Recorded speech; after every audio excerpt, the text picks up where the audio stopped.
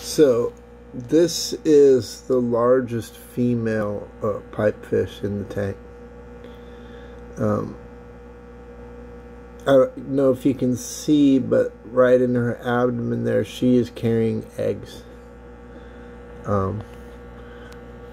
They're little pink circles.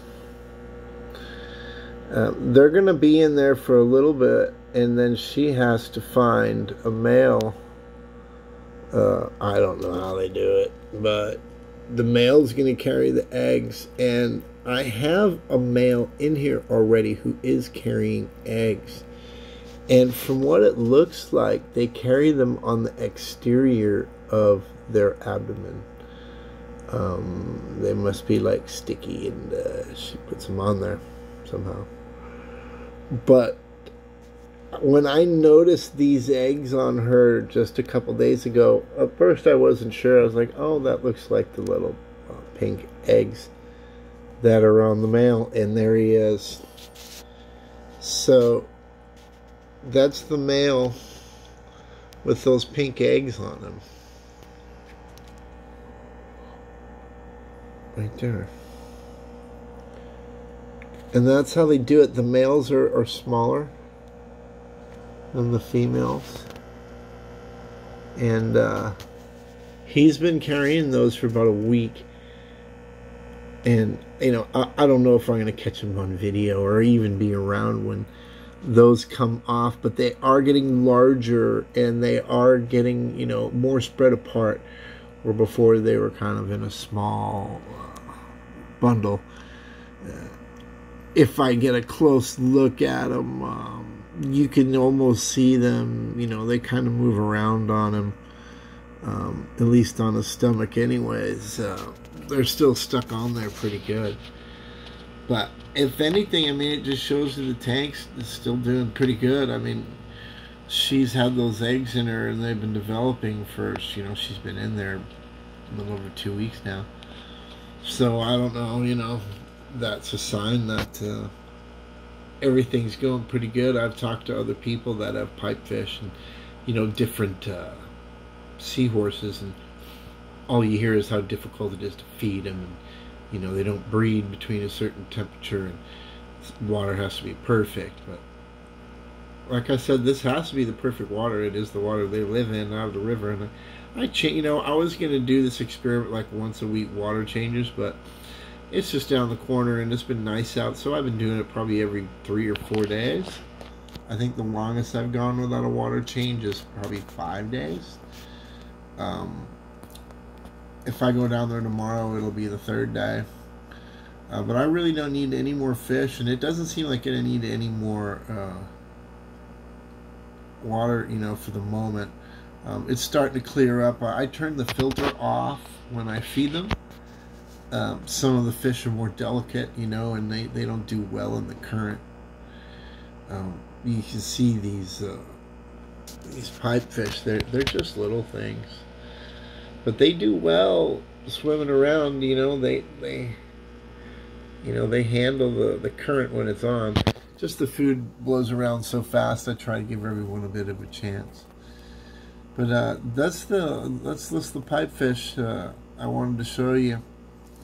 They're pretty neat, you know, kind of have wild seahorses, Mustangs, if you will, in my fish tank. You know, there's quite a few of them. I've never seen so many in any fish tank. You know, I guess from the pet store they're expensive, but in the river they're a dime a dozen. You can stick your net in and get a couple. You know, there's the eggs again. So, yeah, it is a pretty neat hobby to catch these on your own and keep them. Seeing some of the prices of some of the fish. I have a wish list of some more fish I want. In the river here, we have very neat stuff. We have pufferfish, a few different varieties. You know, they're really neat ones, and they start off really small, like size of your pinky nail. So if I get lucky getting one of those, that'd be great. Also, we have horseshoe crabs here.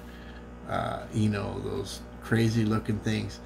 And the babies of those are extremely small, like microscopic.